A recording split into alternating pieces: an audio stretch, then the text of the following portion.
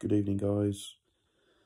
We are at the final hurdle on to Tuesday.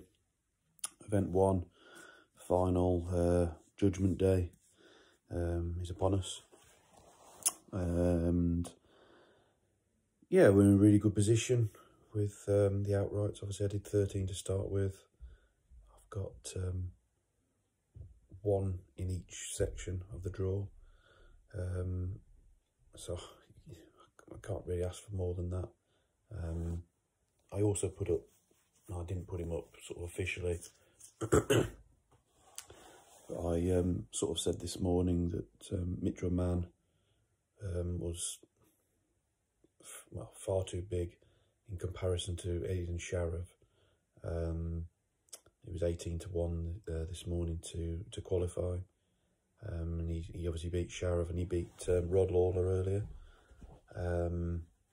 So I'm not going to have that obviously as a tip, but hopefully you'll be on that one and my 4 others.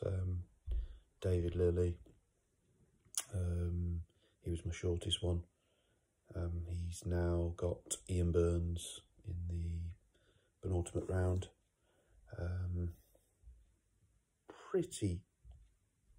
Pretty hard match really.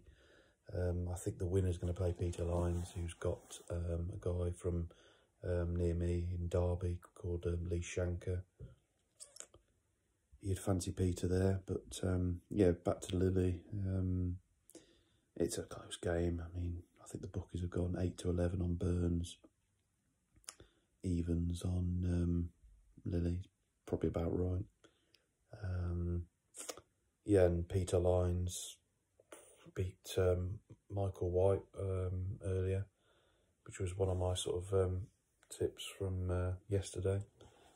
A lot of people will be surprised at that result, but I really did think that Lines could take White out. Yeah, he's just a funny player, Lines is. Well, White's a funny player too, but yeah, Lines is he's a really you know, he's not the type of player that's going to sort of do big breaks, but he just finds a way to win, and sort of reminds me of like a very poor man's Mark Williams in a way. Obviously Mark Williams can score, but yeah, you know, he's got so much experience, and you know, he proved it in beating Michael White. So yeah, Lily's there. In the second section, you've got Fraser Patrick. He was a crazy price at the start at 14 to 1, and he's got Lee Pyfan now. Again, it's sort of a similar sort of scenario with David Lilly. Yeah, quite fancy him, but yeah, that's a real test, and the winner of that will play James Cahill or by Langning. That's a tough one to call. But yeah, Fraser's, you know, he's got a sniff, and you know, I'm pleased I tipped him at the start. Into the third section is my, you know, the big price, Sean Harvey, who's done fantastically well. I did feel like he had a really good draw, and he got his scoring boots on, and now he's got Jackson Page. I think all the pressure's on Jackson. Obviously Harvey's never, you know, he's never been on tour.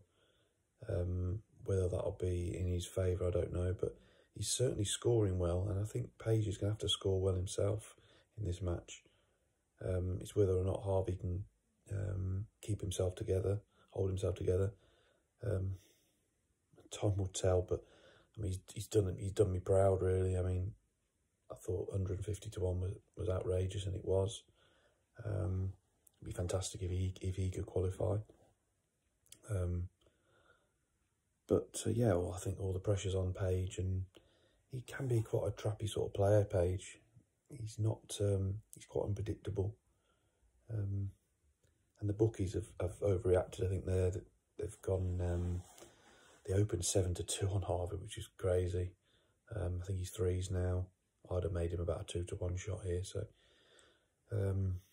yeah, he's the one I want the most. I mean, 150 to 1 winner would be brilliant, and be great to see him. You know, he's you know, his profession is actually a deputy golf course manager. So yeah, it'd be fantastic for him if he could do it. Into the fourth section, Dwayne Jones is still in there pitching. Yeah, he's another one that had quite a good draw. He's got Mitchell Mann now, and again the bookies I think have just made Dwayne just a very slight favourite. About right. Fingers crossed. I mean, if he wins, it's going to be Wan Sai-jun or Sydney Wilson. Again, Sydney Wilson's done really well. I think he's just about to beat Ross Muir as I speak to you now.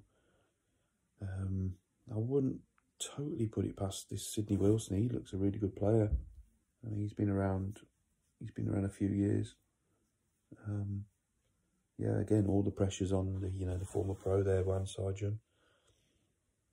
Going back to Harvey's section, another guy from Derby, Oliver Brown, is facing Michael Giorgio, who beat Sai Jai Wee earlier. I wouldn't totally disregard Brown. You know, he's had a few good scalps. I mean, I think a few years ago he got to about the last 16 of the Gibraltar Open as an amateur, and he's beaten Billy Joe Castle today, and he beat a lad from Malta in the last round. So yeah, he's a guy who's obviously performing really well. So you'd fancy Giorgio, but again, yeah, Brown is he's certainly pulling up some trees this week. Thanks very much for, quite a few people have messaged me on Twitter about the 3 I put up yesterday. They all won today. Womersley did it the hard way. I mean, he was looking very likely to go 2-1 down. He pinched to go 2-1 up, and then Davis showed quite a lot of maturity to come back from losing that tight third frame to go 3-2 up.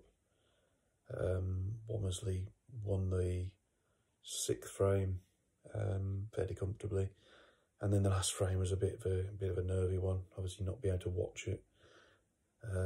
Yeah, he got over the line, so that was good, and Mann was just too consistent for Sharaf. So yeah, that was it's good to get some winners in, because it's been a tough one. I've had a few hard knocks to get over. So I'll be back tomorrow. Hopefully, Ladbrokes and Bet365, and probably hopefully a few more, will price up the Event 2 outrights. I don't think I'm going to go too crazy on them this time. I won't be doing anything like double figures, but it all depends obviously on the prices. But fingers crossed tomorrow, we have some good news. I mean, if I can get one winner out of Lily, Patrick, Jones and Harvey, I'll be overjoyed.